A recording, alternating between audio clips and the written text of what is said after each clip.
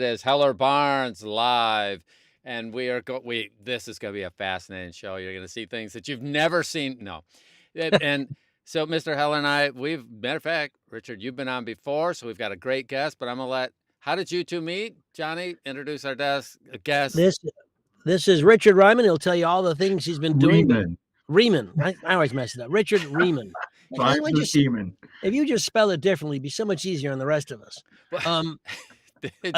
I met Richard when Sean Pratt, Anna Clements, and I did a workshop in Denver in 2000, 18, 19.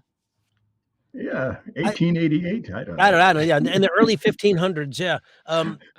So in Denver, and Richard and his daughter came to the workshop. We met, hit it off. Wonderful guy, and he's really an entrepreneur. He's done some wonderful things. We're going to find out all about it. So welcome, Richard Rieman. Spelled like Ryman. Yeah. Johnny Heller and Don Baarns.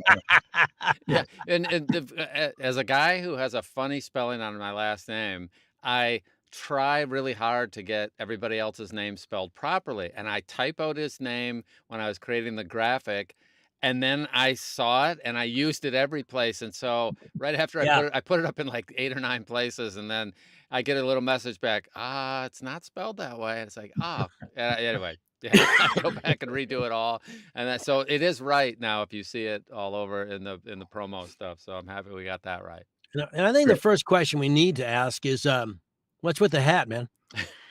Well, I'm known as the Audiobook Wizard. I've started out doing a wizard voice in a couple of books and a video game, just stolen right from Harry Potter, Yeah. Harry, so good to see you, Harry. I gave your parents the wands. So I adopted the audiobook wizard persona because I plan to do much more magic with audiobooks and video books. That's great. So tell us some of the stuff you've been working on lately. Yes, there's some new things going on. Now, I add audio description to illustrated books, and that makes them very available to all children. They're enhanced audiobooks because it's not just for blind and low vision children. It's for all children. It adds a richness to the story because you're describing all of the pictures, and really that is my passion, is to make as many illustrated books as possible into these rich audio description books. We've done over 200 so far. Wow. 100 of our audiobooks with audio description are in the Library of Congress and available on the blind audio reading devices. So, we're really out there trying to convince publishers too that they should do this also. And are you hiring SAG-AFTRA talent or actors to narrate for you? I am. We do have quite a roster together already. Mhm. But yes, we're SAG-AFTRA, and we definitely want the best talent to narrate the books and also to narrate the audio description part of the books. If someone wants to get on your roster, is there room for that, and how would they go about it? Well, they can contact me at richard@theaudiobookwizard.com.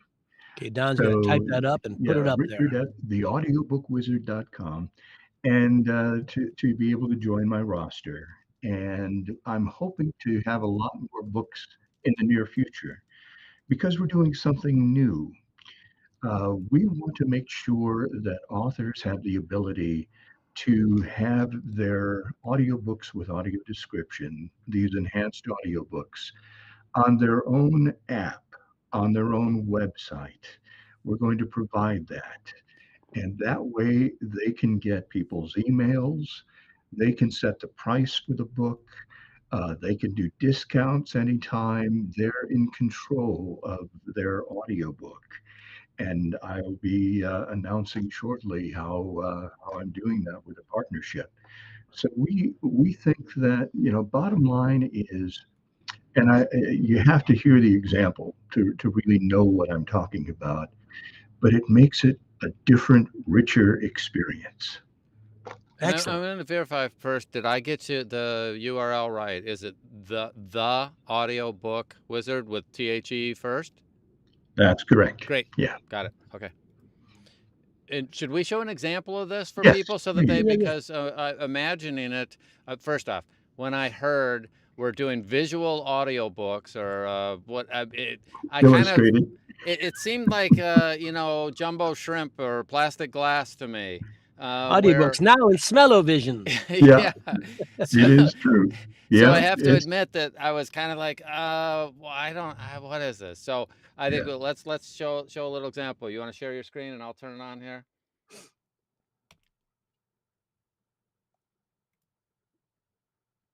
Let's see if we can get this side. Yeah, you can go ahead and try sharing your screen. There we go.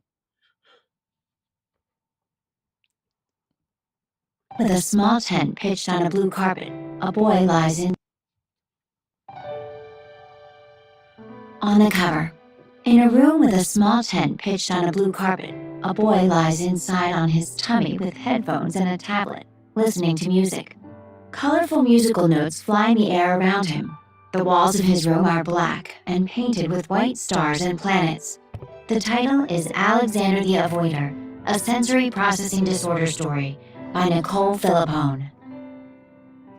Alexander was a little boy with a big spirit and an even bigger heart. He loved his mommy, daddy, and sisters very much, and he made sure to tell them all the time. Okay. Alexander so lays on his daddy's that is back on a super- couch and super hugs him cool around the there. neck. So you can stop that. Alexander especially loved Make sure giving that you've hugs and unmuted kisses, but not always Richard, hit the stop button there. That was fantastic. Now, who wrote the audio description? Was that you? And you're still muted there, Richard. Oh. We ready? Yep, No, there you I'm back. Yes, I have several audio description writers who also write for HBO and Cinemax and a lot of TV shows on ABC and NBC. They do the audio description that fits in between the dialogue. It was And magnificent. so we have these professional writers who know how to do this. And who were the talents on that one? Who did who's the female and the male? Do you remember? Let's see. Let me just a second here. I've got things going on in the background. and Mike, we yeah. will answer your question. Yes. On that one, geez, he put me on the spot. I don't remember. Oh, okay, that's all right. It was very good. Yeah, we have, professional narrators. We want to make sure human voices are used, of course. And, we have some volunteers. Tom Jordan has done some wonderful books for us. And it just is really a nice community of voice actors who are contributing to this, because not only does it make illustrated books available to all children, but also it's so important for young blind and low vision children to have access to audiobooks at this younger age. Yes. Once they're in chapter books, fine. They love audiobooks, but let's get them into audiobooks early on, and audiobooks that they can really enjoy. I don't know if you and I ever discussed this, but early in my days in Chicago, when I was beginning as an actor, one of the jobs I had was a volunteer gig for, it's called Chicagoland Radio Information Services, Chris Radio. And it was for visually handicapped people, and they had volunteers who'd come in and they'd read the Sun-Times or the Chicago Tribune or whatever. And there was Chicago Reader, which is at that time Chicago's version of The Voice, the Village Voice. And so my friend and I, every Friday, we'd do an hour show with the Chicago Reader, and it was very fun. It was because we did like a radio show, and you read stuff and talked about things, but it's for visually handicapped. And I've always thought one of the wonderful things about audiobooks and being an audiobook narrator and being an actor in this industry is that you share stories, literature, dreams, ideas with everyone in a way that they may not otherwise get it. And it really opens up their hearts and minds to more literature, more things. And the fact that you can reach out to the visually handicapped this way, I think, is magnificent. And I applaud your efforts 1,000,000%. I just think it's absolutely wonderful. I think this accessible audio is brilliant. I think it's so much better than Don's idea, which was inaccessible audio. It didn't go anywhere. So But this I has was been good great. at it. Yeah. Yeah. It's like, How did I want you to read this. And then after an hour later, what? I mean, aloud? what I want to know is what got you started on this? Why in the world would you start this? Because Johnny and I have tossed a bunch of ideas, and this one never came up for us. Yeah. Well, I was a guide for blind skiers that got me into the blind community. And one of the I could things they happen to send a mentioned, photo. when I was mentioned that I was a narrator, was they brought up the fact that children's illustrated books don't make good audiobooks, and they can't enjoy them at all. And I said, okay. I was a volunteer for Learning Ally, which reading for the blind there too. And I said, what if we added audio description of the pictures to the illustrated books? Wouldn't that make them not only accessible to blind and low vision children, but to all kids so they'd be able to enjoy it? And so I really decided to found a nonprofit, Imagination Storybooks, to create these books, work with authors to make sure that their audiobooks are up for sale on Audible and elsewhere, so they can also make money from illustrated books as audiobooks. Are you getting books that are let's say Don wrote a book about his pet dog or something, and it's already out there. It's a children's book. Would you reach out to him and say, hey, let's do an accessible book that's already there, or do you get them before it's even out there? In other words, are you reaching out to authors who have books already published, or to guys looking to publish? Yeah, Where's the I'm goal? mostly looking to people who are already published, who want another way to make money from the book they've already done. So here's their book already out there, and here's your version of it, which is another thing. That's fascinating. And we and our version of the audiobook will be added to their Audible, their Amazon book page. So it'll be available for sale there too. Just brilliant. Not only brilliant, but wonderful. I'm absolutely gobsmacked. I just think it's fantastic. Oh, thank you, Johnny. And I would like to play a little sample of the Winnie the Pooh that we did with somebody who is very familiar to you as Winnie the Pooh. So it'll take me a moment to set this up. Let me mute my mic and share. I'll let you guys know that Winnie the Pooh became public domain. A lot of people came out with Winnie the Pooh, but I was Winnie the Pooh for Richard's version of Imagination Storybooks. Are we going to see the cover as well? Or are you just playing the audio? He's muted. Yeah. Although his lips keep moving. I feel like a ventriloquist. I'm going to talk for him. I think I don't know what's happening. I can see. Okay. Okay. So Richard, I'll do an audio description of what Richard is doing. Look at Sean Pratt, audiobook guru. Richard made one of those with me. It's very funny.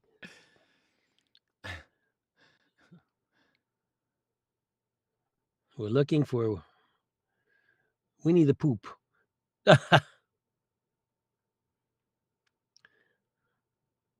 Going on. So he started to climb out of the hole.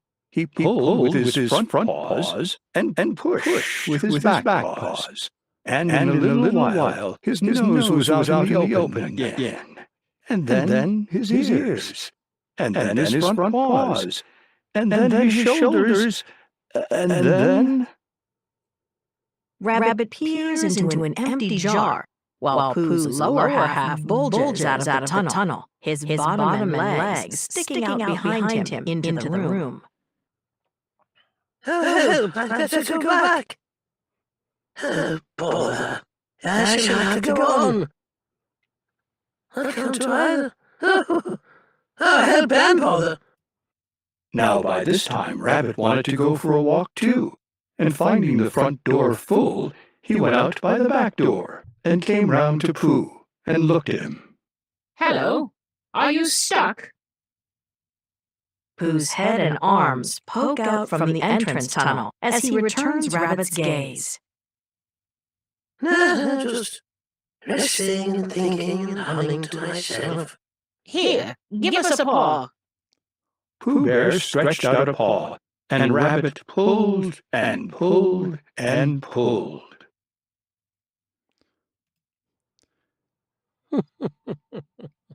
So what I'm going to guess is that that one was not. I mean, first, that's accessible to low vision, but that one was also designed for people that obviously hearing wise.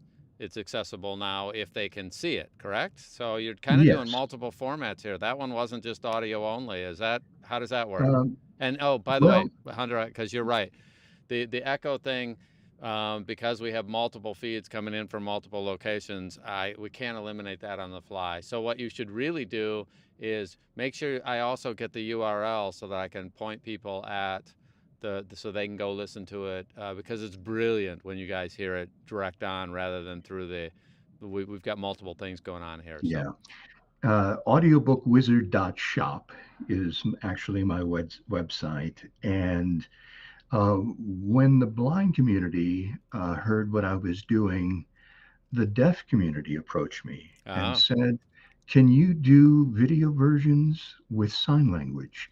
Because there are so few children's illustrated books in Braille. Can we make these video versions so that deaf children can enjoy them? And once we did that, and worked with the Describe and Caption Media program, which is funded by the Department of Education and hopefully will continue to be there, and they're run by the National Federation of the Blind, of the Deaf, excuse me. And what we discovered was that now all children, because we show one picture at a time and describe it, and then show another picture and describe it and tell the story, that it really works for children with all sorts of disabilities, not just blindness and deafness. Did I get is it audiowizard.shop? Is that close? Yes. Okay. Thank you. Yes, and at audiobookwizard.shop, I am, Is it Audiobook Wizard or probably it's Audiobook Wizard, correct? I typoed that then. Let me Audiobookwizard.shop. Okay. That's my fault. No one take a screenshot yet. Wait. Richard, this is awe-inspiring, and I will tell you, should the current I don't want to be political, should the current administration in some way rob you of your funding, let's do a GoFundMe. Anything I can do or get my fellow narrators to do to help keep this going for as long as we can is so important, and I'll be happy to lend a hand if you need it. Johnny. I appreciate that. It is audiobookwizard.shop, not .shop. Oh, I see. All right. Yeah. So Don's going to eventually get it right. Hold on. Yeah. All right. We're pros here, fans. We're pros. Yeah. We got to go back totally pre-planned. I needed to work on my typing as well. Audiobookwizard.shop. .shop. Audiobookwizard.shop. And people can authors can go there and arrange to have their book made into audiobook or video book. I also do, as you saw, the one of Sean Pratt. I joined the movement to do these action figures because I dabble in AI. Yeah. But only human voices for the work that I do.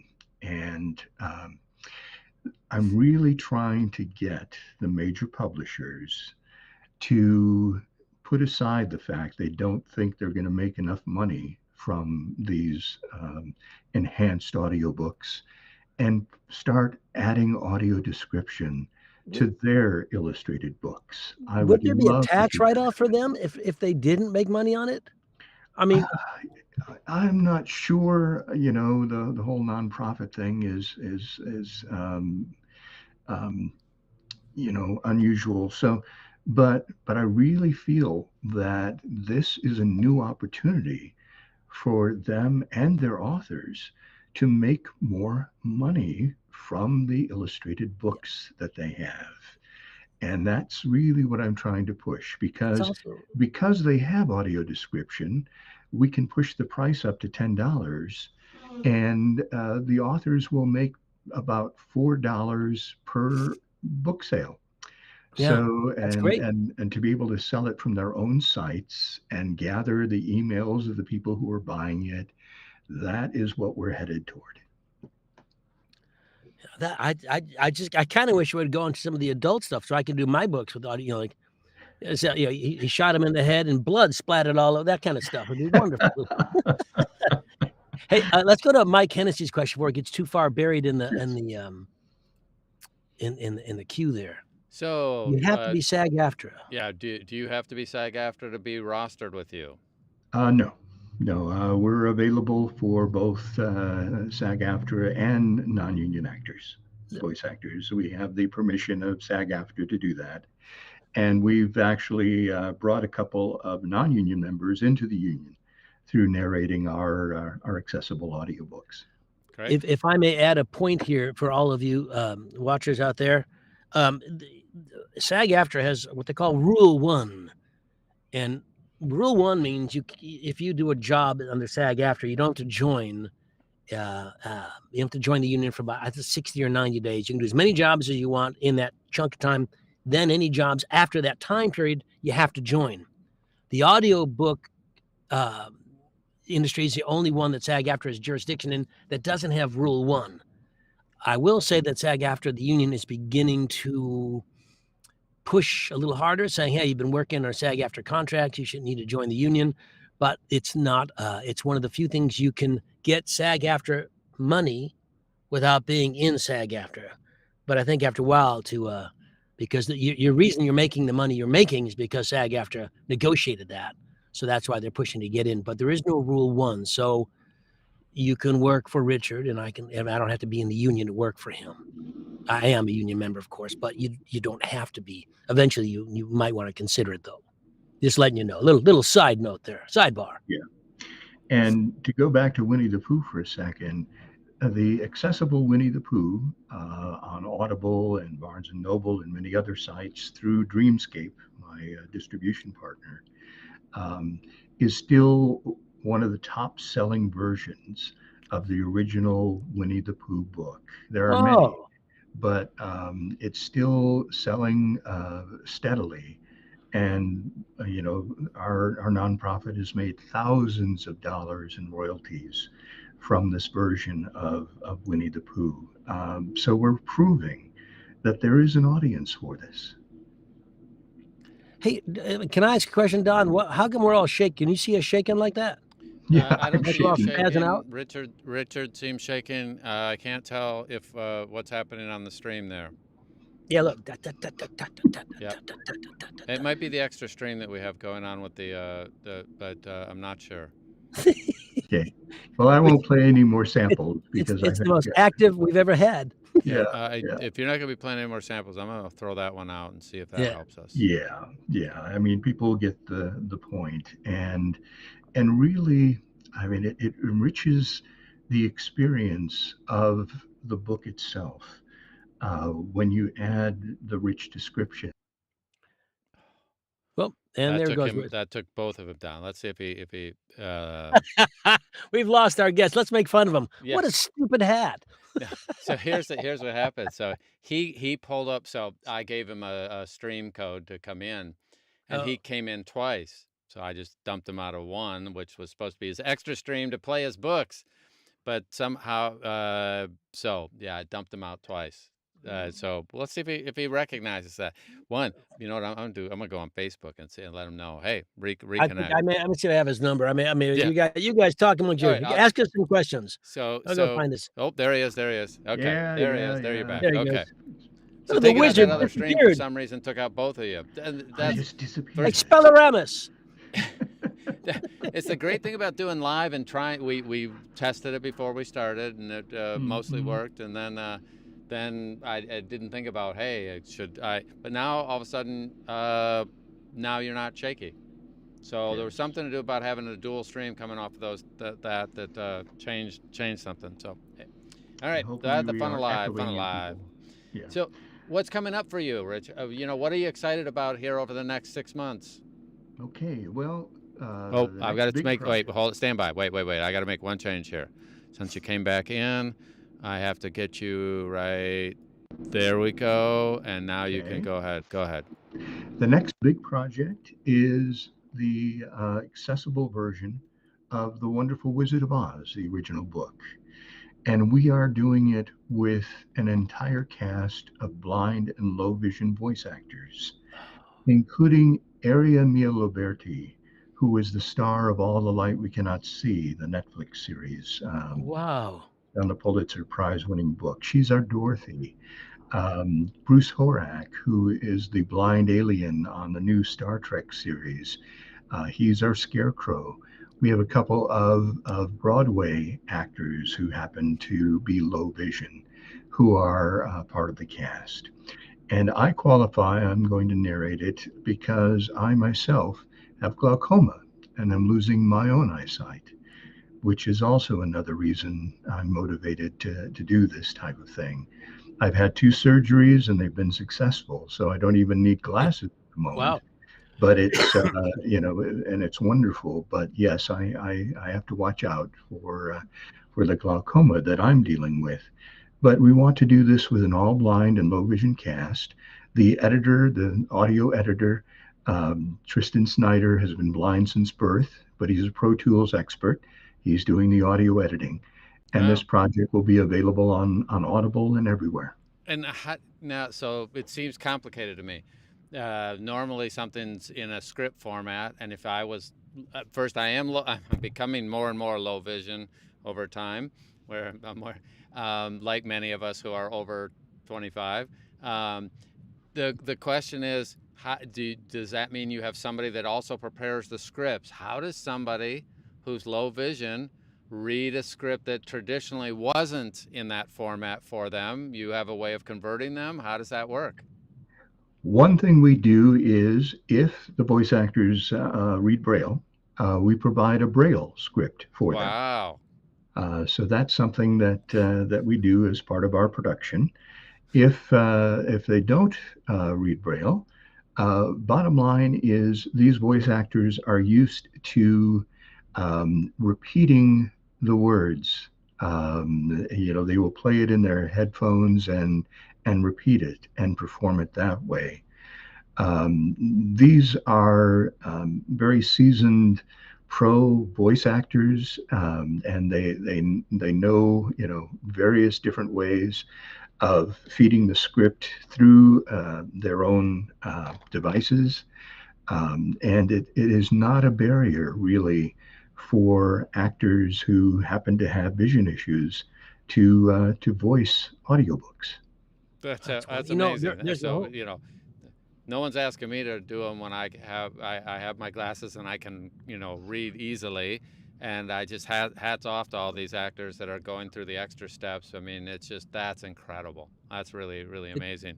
And so Lisa asked, how do narrators reach out to you or let you know they'd like to be part of your work? Oh, we did. Yes. Yeah. Once again, it's the email you can put in there, richard@theaudiobookwizard.com. Oh yeah, Lisa, you missed that one. Yeah. That one. And the audiobookwizard.shop on my website, of course, has a contact page where you can contact me through there also. Great. There's a whole bunch. I don't know if Wizard of Oz works out, and I suspect it'll work out brilliantly.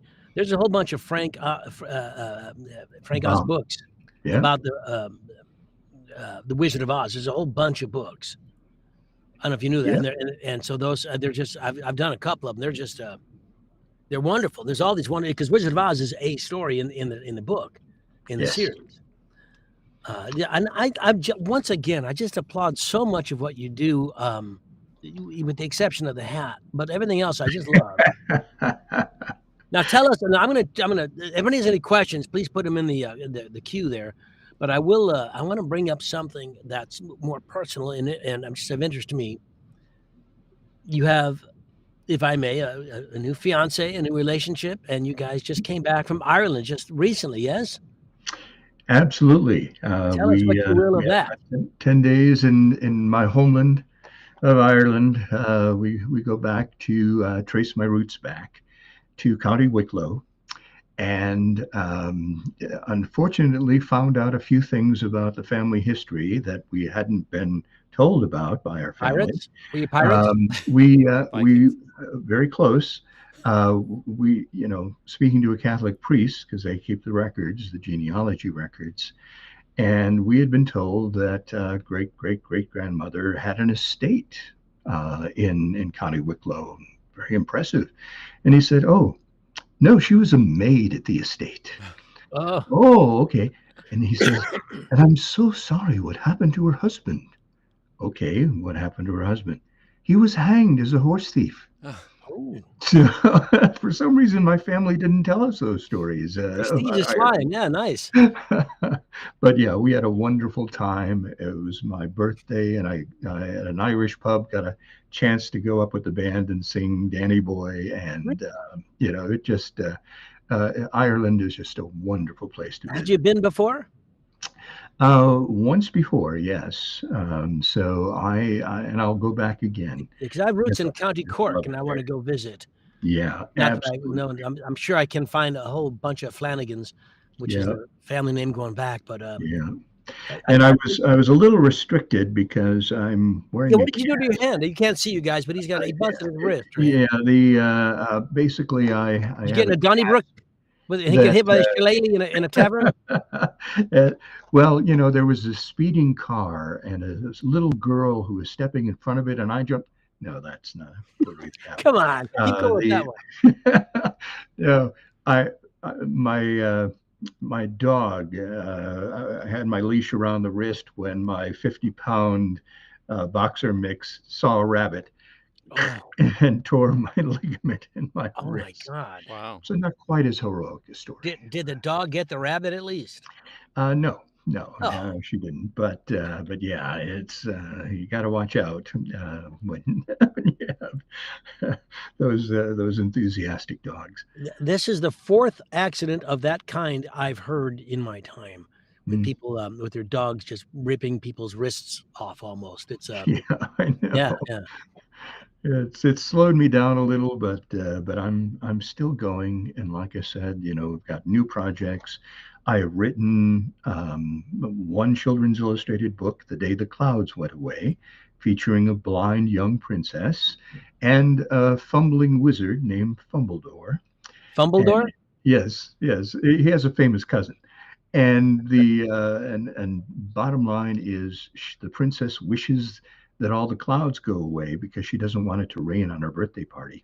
So she has the wizard make all the clouds go away. But of course he fumbles his wand, so not all the clouds go away, and they come back and say how important clouds really are.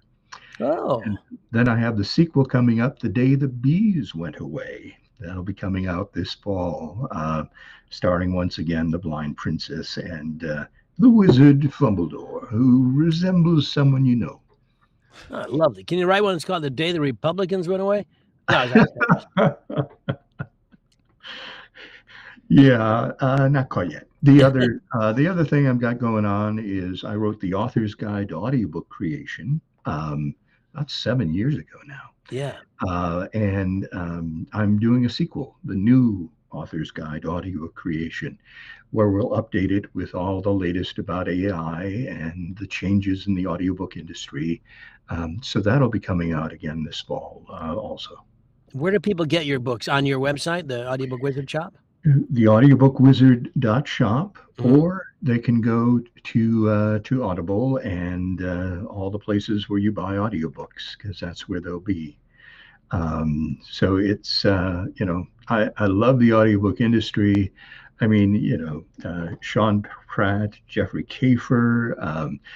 So many people have contributed to my book about audiobook creation, and it's just a wonderful industry to be in. It is. It's a for the most part a wonderful community. There are some bad apples, but every once in a while you run into a Don Baarns. But other than that, what are you going to do? Too often. Yeah.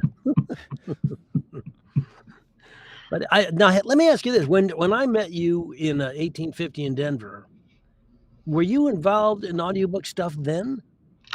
I was involved in just narrating and producing audiobooks, many different kinds, from horror to you name it, and not just children's books, and and also producing them.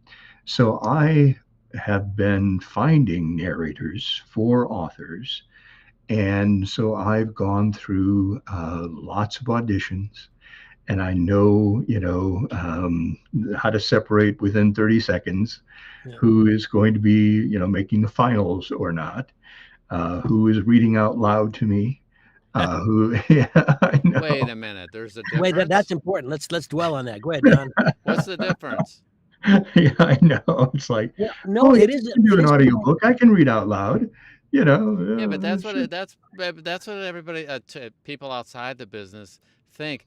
Well, I read to my kids, which could be that could be something that really, if they had actually practiced or they had a background, then they got to rehearse something that they had done in high school, college, and beyond. But sometimes reading to my kids are not exactly that critical of my acting skills. And it doesn't necessarily, I've done an awful lot of bad reading to my kids. So, and I've brought a lot of authors into the studio, professional studio, so they can record their own books. And a couple of them, after they started, they just said, no, I can't do this. Yeah. And we ended up finding a narrator for them instead, because they don't realize that it really is a performance. And you're telling a story out loud and not just reading the words out loud. That's, what's interesting to me, well, so much of what you said rings true, but I want everybody to pay attention to the idea that Richard said he knows, like in 30 seconds, not only if you're right for the job he's casting, but if you're an actor. And that goes to, and I'll just share a little, that goes to your demos. In your demos, I listened to a lot of demos, and the bit that you want people to hear isn't the beginning of your demo. It's like 15, 30, 40 seconds into the demo. And I want to tell you, don't do that. If you want to do accents, if you want to do dialogue, start that with the demo. Let the talent buyer know what you're about and know what they're buying right away. There's no, your sales pitch has to be, your demo's got to demonstrate you right away. So you have 30, we make an opinion about someone we meet for the first time in seconds. It's Freudian almost. Do I like that person? Am I attracted to this person? Am I not attracted? And you can say whatever you want, but I guarantee that's how life is. Look at Richard. There's a smiling, that's just a charming face. Now, once you get to know him, you may decide you don't like what he thinks or feels. You can make but initially, that's a swell fellow. You just like him. He's likable. That's an instinctive thought. And it's the same way with your demos. It's instinctive. You have to be out there.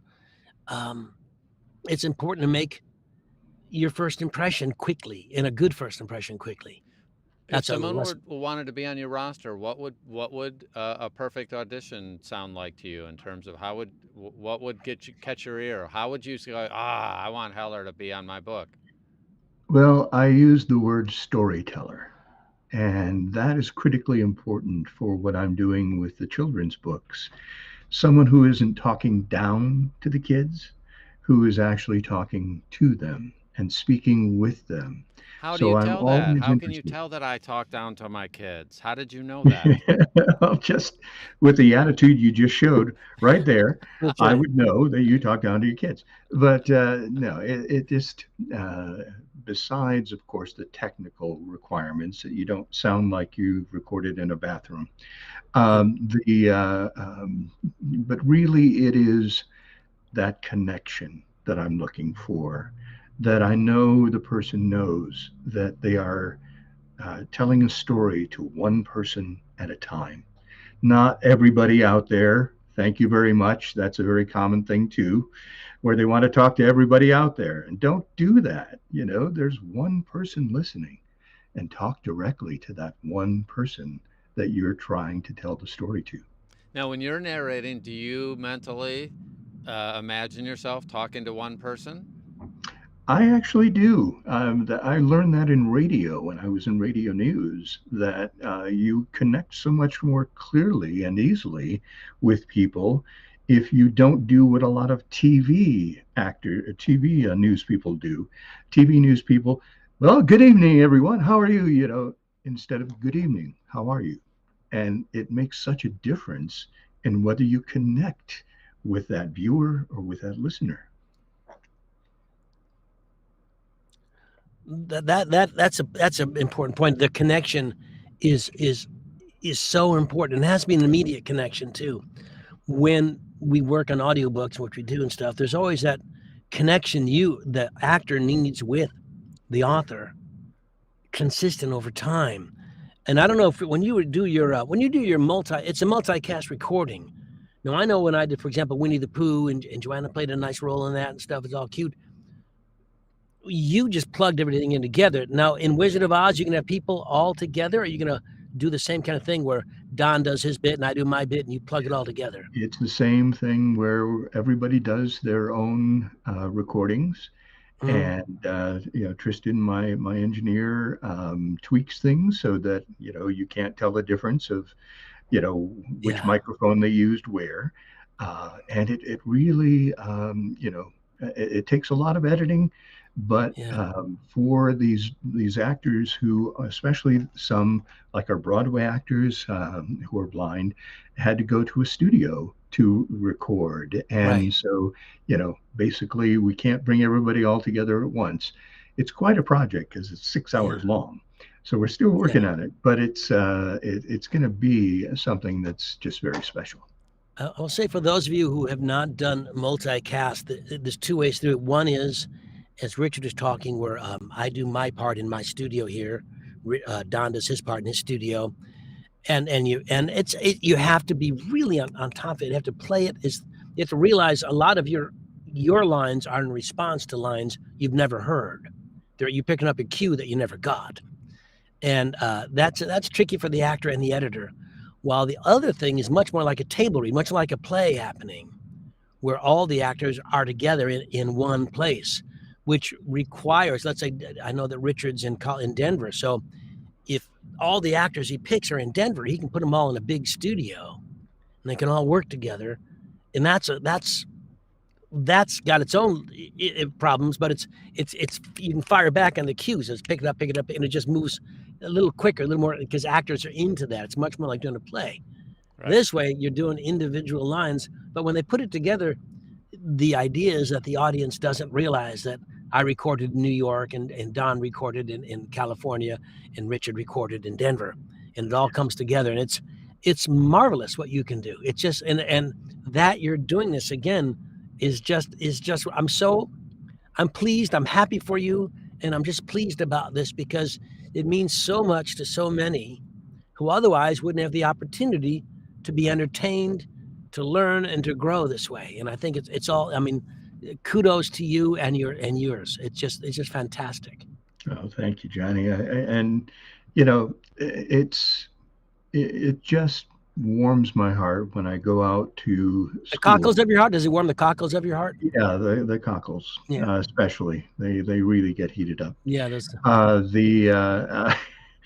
But I go to these schools. You agreed to come on the show, man. Yeah. One Anchor Center for the Blind here in Denver, and just to not only read the stories with audio description to them, like my own book, but also show the videos so the low vision children can actually see some of the pictures and hear the descriptions, and how fascinated they are that this is available to them, because less than 50% of blind children are now learning Braille. They're being mainstreamed instead. So Braille is almost a dying art. Wait, The Braille mainstream for what? teachers are going away.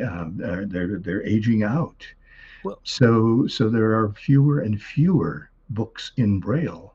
This is why we need to fill that gap. what are they being mainstream to? I mean, what's replacing Braille? I don't get it. Mainstream classrooms where they're in a standard classroom with everybody else. They get pulled out of the classroom for special tutoring, but they are not going to particular schools for the blind as much anymore. Is that a good thing, or I don't know? I mean, Well, it's or a thing? controversial. Certainly, most people in the blind community love Braille because it adds a touch of literacy that is so important in not just reading but in writing. So there are a lot of Braille supporters who are worried that because audio is available on your elevators and at Oh street lights and things like that, that the skill of Braille is going away. boy, we are relying so much on the power grid. I think Yep. we're one Bruce Willis film away from ruining everything. So Frank was talking about he did one via Zoom, and then all the actors. So in other words, it would be somewhat similar, and if each actor was recording on their end, you'd get the Johnny effect of being in one room, sort of. I don't know what the difference would be. I'm sure being in one studio, there has to be an even bigger connection, but I'll bet it worked pretty well via Zoom as well. Maybe. Do you do any of Yeah. those? I don't, because it's, hurting voice actors is like hurting cats. To try to get them all in one place at one time, as you know, is extremely difficult. But I'm certainly open to the idea for doing that for future books. I know that Paul Rubin directed a version of Macbeth that came out through Dreamscape, which had a bunch of different actors, and I played a whole bunch of roles, and Simon Vance was in it, and Scott Brick, and Katja Mazur, and it was really wonderful. But everybody did their bit, and again, it's just like you do that, because like we've had a few technical issues with us three in your video on this thing. So you think about that, you can't have seven. I mean, even when you do 7, 8, 9 people in a Zoom room, something's bound to get screwed up, and the sound quality, it's just some issues. So a lot of times it almost has to be, let's say, Richard directing and me performing, and then just plug that in, then direct Don, and then put them together, because it somehow works better. I guess the fewer chances you have for technical screw-ups, the fewer technical screw-ups you're going to have. Yes. Yeah, because Yeah. The acting could be great, the directing could be great, but if the Zoom, if the internet's not up or working well, what do you do? So yeah. Yeah.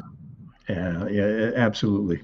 And I want to emphasize the new thing that I'm doing once again, which is to make these books enhanced audiobooks that we're going to have, our own app, so that authors can sell the audiobook with audio description from their own websites, and get the email addresses of who buys, and make more money, be able to set their own price, control things much more than they can do with Audible and the other audiobook distributors. So that's a project that is dear to my heart now too.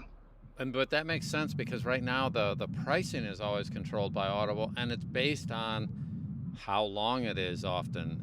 And of all the metrics you could choose for pricing something of value, how long it is, I don't understand how that model both started and became such a standard, other than they were the only one doing it in the beginning. It doesn't make sense to me that some certain books that are 6 hours long are in a whole different category than if I wrote a book that was 6 hours long, and they're trying to sell at the same prices, and other than I'd be in the sale, the $2 books, but The sale bin. yeah, that's right. that's where mine would end up, but that's not the point. It's that Don and I are working on sensory books where you discuss like a thunder shower, and you open the book, you get sprayed in the face with water. You discuss somebody getting hit in the face and a fist punches you right in the nose. So we're working on that. It's Yeah. going to take some more time. But it just doesn't make sense to me that certain and then of course a book produced multicast has so much more production time, energy, and Yeah. it costs more to produce, and then a book that's a single narrator, and it's the same price. The way they price that stuff, which makes no sense to me. But whatever, they're not asking me. Okay, not yet.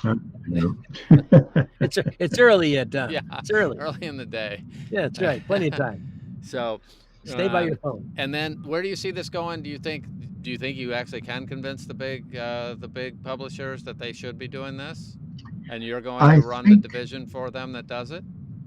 I think they will come around because we have gotten the price down to just a few $100s to make an illustrated book that is accessible. And we have a team that is very, very tight as far as the production values and all of that. And so I'm really hoping that when I talk to the publishers again, that I will be able to show them that it is a money making proposition, not just something nice to do. Yeah. I think the principle that you are basically demonstrating, which I think is fantastic, is that you basically say, okay, guys, I'm going to do it without you, and we're going to make it a success, and then that people then want to join what you're doing, as opposed to you sitting around going, well, they're not going to do it, so I'm not going to do it, not waiting and try to convince the big ones. And I think it's just brilliant to say, yep, come on, you guys come along with me. I'm doing it with you. I'm doing it without you. I don't care. And we'll do it as long as we have to without you. And then, yeah, that's the way to attract other people. Let me show you the royalty payments for Winnie the Pooh, thousands and thousands of dollars. Right. You should have done royalty share on that. Yeah, probably. Well, if you had known.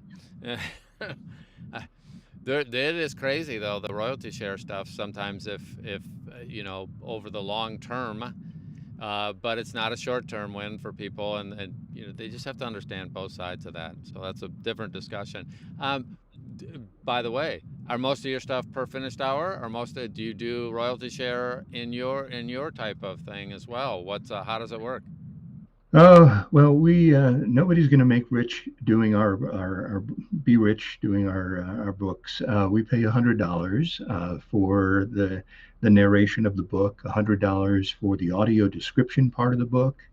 And that's SAG-AFTRA agreed upon rate. So bottom line is that these books are under 15 minutes, we're very interested in getting a variety of voices that fit these different kinds of books. The number of illustrated books that are out there, just incredible. The number of illustrated books, the opportunity out there to make them into audiobooks is a great, enormous. Row upon row upon the children's section. And kids absolutely love to see it. I mean, you go to, if any of you have done this, you can, if you want to practice your voiceover and your reading, volunteer at your local library to read to kids. That they're a great audience and they love it. They love it. They love it. But if you get a smaller group and you show them the pictures and describe the pictures, it's just a whole different level of coming to literature. And the fact that you're involved, I mean, I just think, there's gazillions of illustrated books, from ages nothing to, 4 or 5.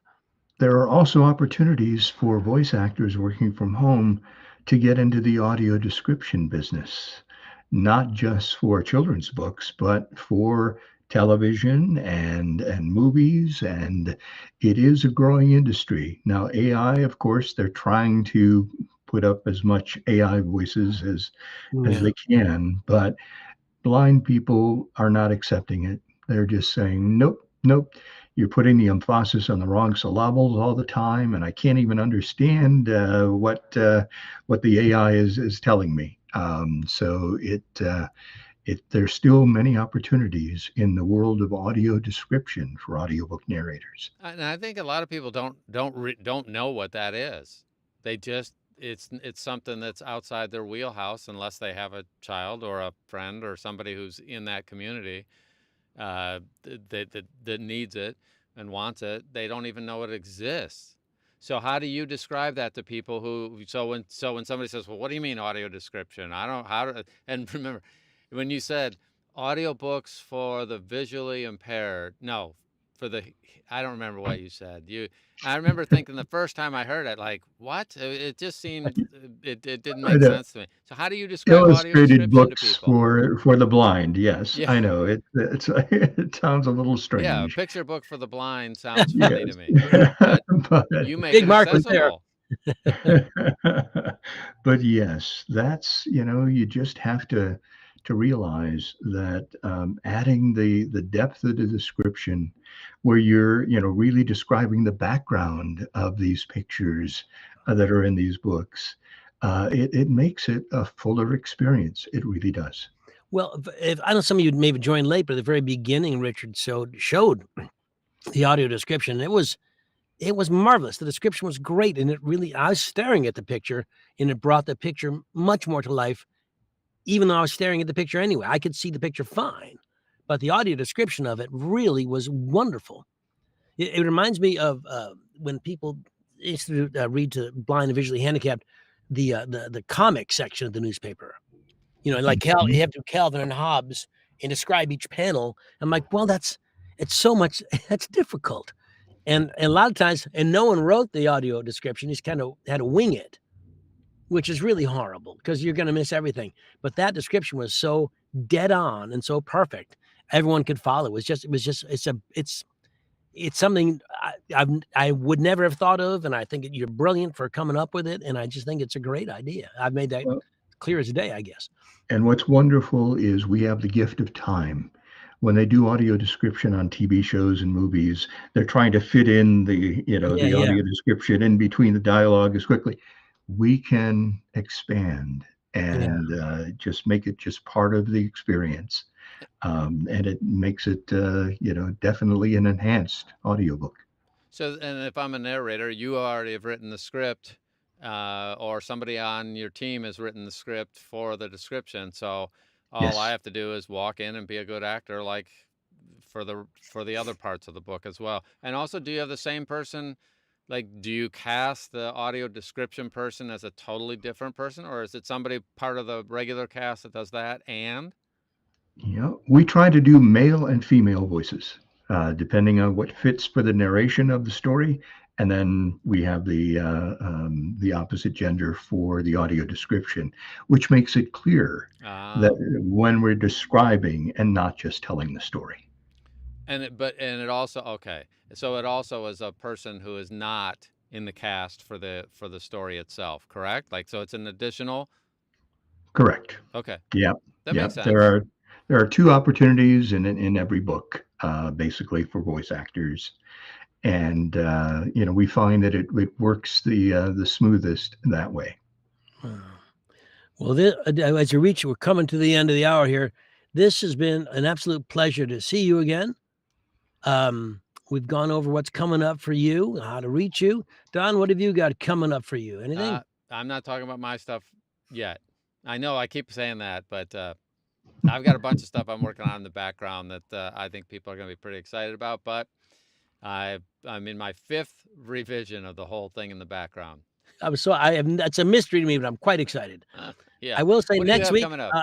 What's that? What do you have coming up, Johnny? First off, next week, Helen Laser is our guest. If you know her, she's fantastic actor, award-winning narrator. She's just a delight. I'm very excited, and she'll be here next week. I've got coming up this weekend. If you're in New York City, there's still some room. Sean Pratt and I are doing a audiobook intensive weekend of fiction and nonfiction, Saturday and Sunday. I forgot which day is which. You can sign up for both days or one day.